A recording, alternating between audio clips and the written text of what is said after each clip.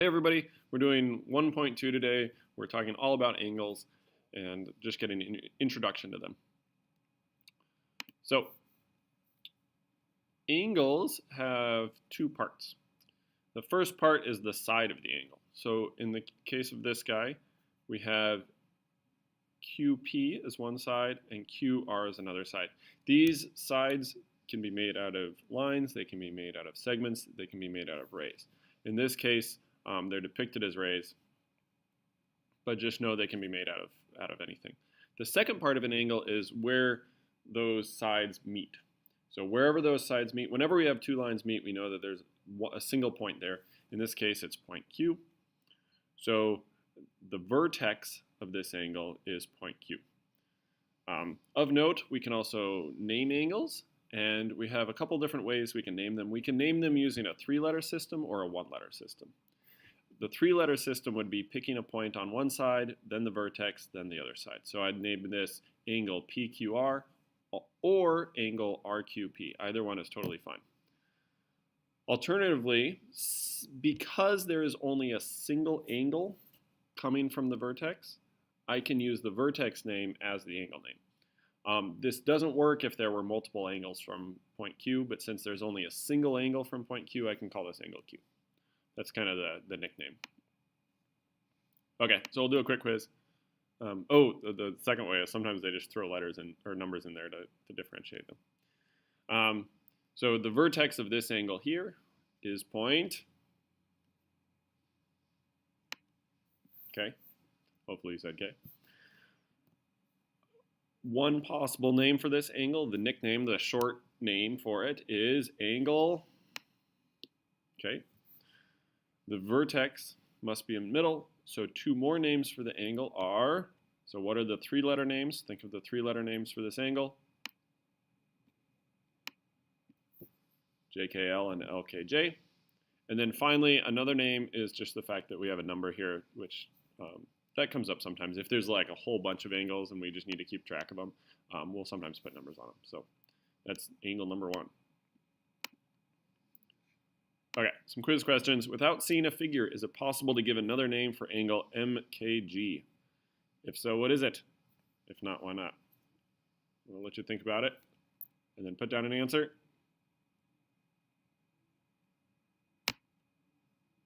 Yes, we can just switch the order around. We know that K is the vertex because it's in the middle of the name. M is on a side, G is on a side, so we can just switch it around and say GKM. So let's do angle number 2 here. Angle 2, name it in as many ways as possible. Well, we have number 2, or angle 2, drawn as angle mark 2.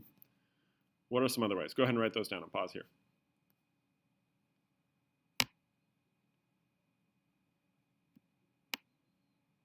So hopefully you called it angle BEA and angle AEB. What we cannot do is call it angle E, because there are 3 angle E's, actually 5 or so. So we can't say angle E because there are multiple angle E's, or multiple angles using E as a vertex. Okay, a few more terms. You're probably familiar with these. Acute angles are less than 90 degrees. Obtuse angles are more than 90 degrees.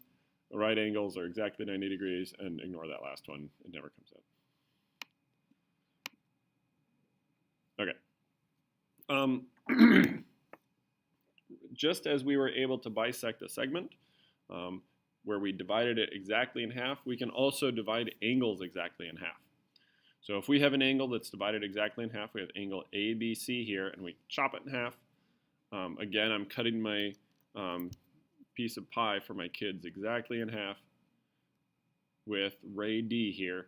ABD will be equal to angle DBC.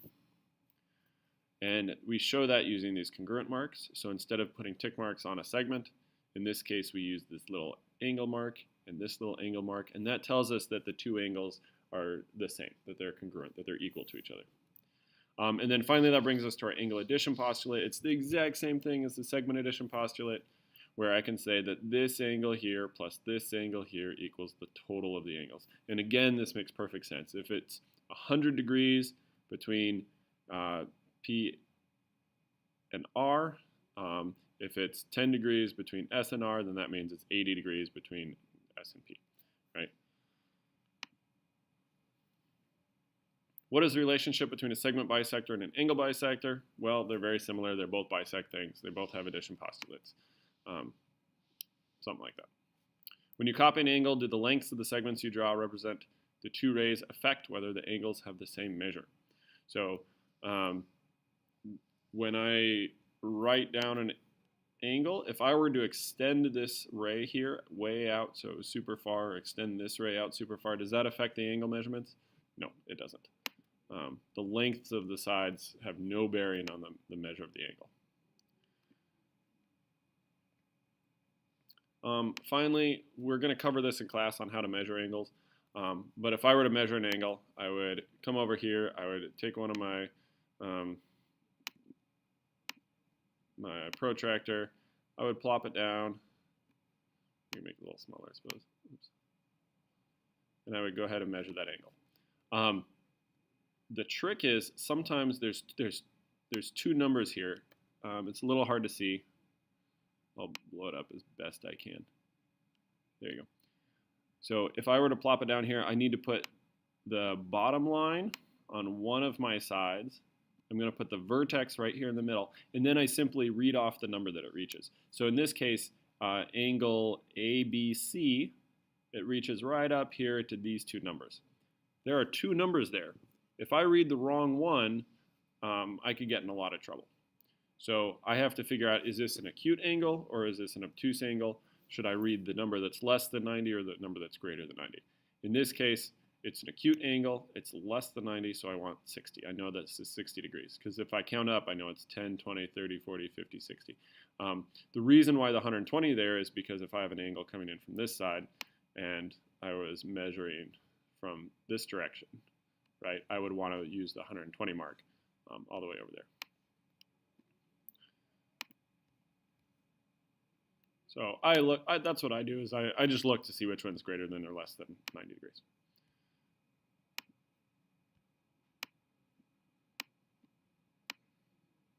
Okay, that's it. That's all I got. Have a good day.